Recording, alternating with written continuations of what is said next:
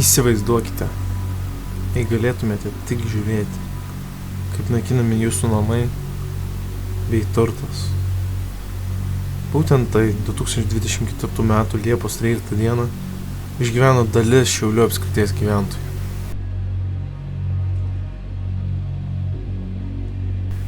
Kaip ir buvo prognozuota, diena prasidėjo neramiai, o žmonės dalyjosi bauginančiais audrų vaizdais. Tačiau tikrasis šou laukia po pietų, apie 16-17 val.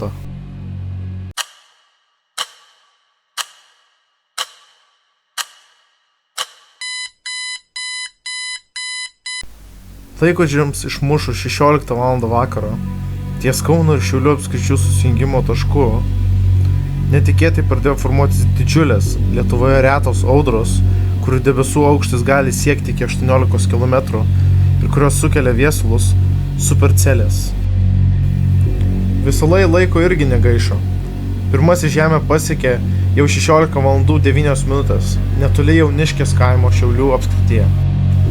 Pirmasis viesulas tik nusileidęs visiškai suniokojo sodybą, nepataisomai sugriaudamas ūkinį pastatą ir nunešdamas namui stogą. Taip viesulas užsidirbo F2 reitingą, trečias stipriausiai 6 galimų. Visų laimiai, per likusią savo gyvavimo dalį, viesulas daugiau žmonių turto neniokojo, o tik lėtai keliavo per šiaurės Lietuvos laukus, kur ir buvo nufilmuotas Brigitos Auškalnytės. Video matyti, kaip maži subviesulai orbituoja aplink viesulo centrą. O tai būdinga tik stipriausiams viesulams, įrodant, kad viesulai tą dieną susiformavę Lietuvoje yra labiau būdingi Amerikos tornado alėjai negu Lietuvos lygumoms. Galiausiai viesulo gyvenimas baigėsi, kai jis pakilo atgal į debesis netoli Bambuliuko kaimo, beveik 7 km nuo vietos, kuris pirmą kartą pasiekė žemę. Praėjus 40 minučių už 25 km netoli Burbaičių piliakalnio nusileido ir antrasis viesulas, beveik iškart apgadinęs sodybą ir piliakalnį, taip pat užsidirbęs F2 reitingą.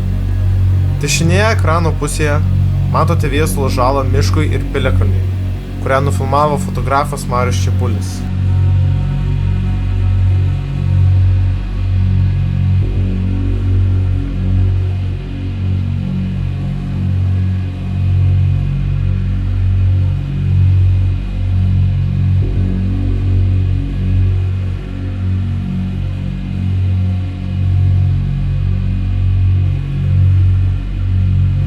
Beveik taip pat greit kaip ir nusileidęs, viesulas pakilo maždaug už 1,3 km nuo savo nusileidimo vietos.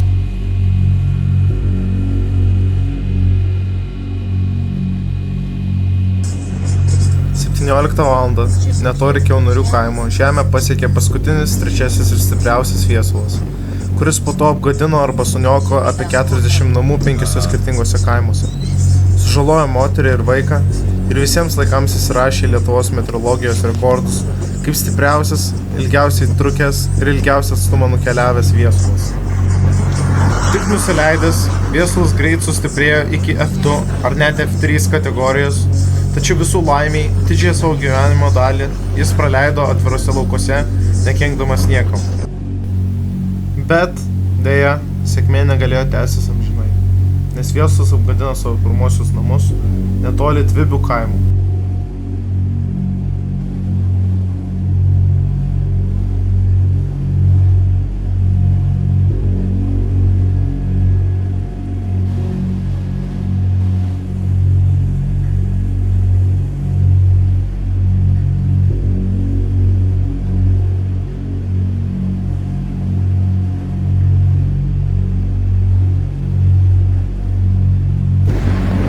Tačiau didžiausią galią viesulas parodė Vileikių kaime, kur buvo nufilmuotas pats populiariausias jo vaizdo įrašas, kaip jis nurauna stogą šiai sodybai. Tokia pat istorija kartojosi ir kitose kaimuose, iki tol, kol 17 val. 40 minučių. Viesulas pakilo nuo žemės, taip užbaigdamas šią siaubingą popietę.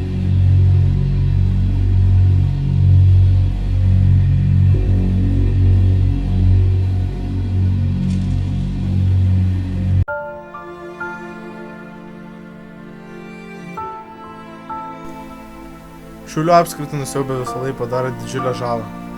Buvo apgadinti namai, išverstas didelis kiekis medžių, tačiau ši nelaimė atskleidė ir svarbias spragas. Perspėjimo, informavimo bei pasirinkimo ekstremaliosiams situacijoms trūkumus. Nors patirtis buvo skaudi, ji tapo pamoka, kurie ateityje gali padėti geriau apsaugoti žmonės. Nors Viesulai padarė didelę žalą ir daugelis žmonių liko be namų, daugelis greitai atsistojo ant kojų. Bendruomenės vienijosi, kaimynai padėjo vieni kitiems, savivaldybė organizavo pagalbą, o žmonės patys taisė stogus, tvarkė namus ir sodus. Tai parodė, kad net po didžiausios audros žmonių ištvermės solidarumas leidžia atsitiesti.